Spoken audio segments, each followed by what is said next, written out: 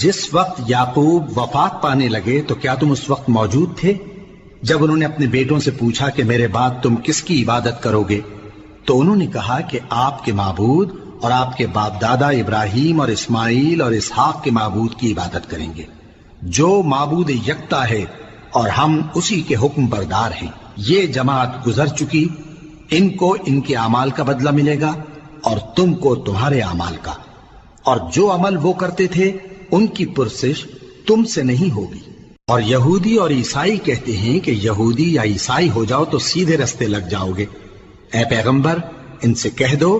نہیں، بلکہ ہم دین ابراہیم اختیار کیے ہوئے ہیں جو ایک اللہ کے ہو رہے تھے اور مشرکوں میں سے نہ تھے۔